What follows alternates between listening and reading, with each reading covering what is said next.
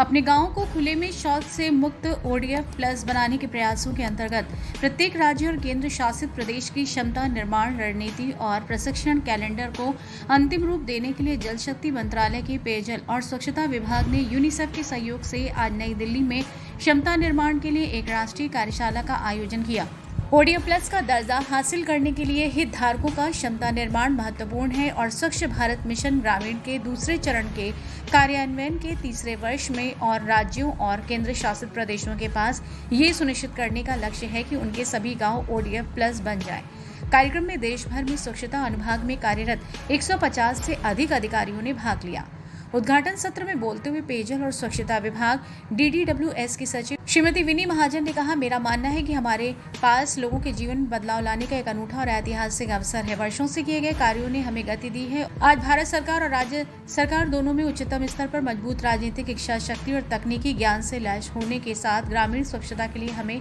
क्या करने की आवश्यकता है हम जानते हैं कैसे करना है, इसलिए हम वास्तव में अपने ग्रामीण इलाकों को बदल सकते हैं। सचिव ने कहा, लेकिन हम सरकारी आदेश के द्वारा ऐसा नहीं कर सकते। अगर हम ग्रामीण स्वच्छता प्रदान करना चाहते हैं जो कि मानव अधिकार है और जो मानव स्वास्थ्य और लोगों की गरिमा के लिए जरूरी है, तो इसे स्थानीय समुदायों के जुड़ाव के साथ निरंतर भागीदारी और मजबूत भागीदारी के साथ करना होगा। पर्याप्त धन उपलब्ध होने के बारे में बल देते हुए उन्होंने कहा कि स्थानीय स्तर पर पंचायत नेताओं को आवश्यकता, महत्व और संभावनाओं को पहचानना चाहिए और समझना चाहिए उनके क्षेत्रों में कौन सा विकल्प सबसे अच्छा काम करता है। श्रीमती महाजन ने कहा कि जब तक हम ये सुनिश्चित करने की जिम्मेदारी लेने को तैयार नहीं है कि आवश्यक कार्रवाई की जरूरत है, बुनियादी ढांचे का विकास और रख रखाव किया जाता है और सिस्टम मौजूद होते हैं, तो हम इस ऐतिहासिक अवसर को खो सकते हैं।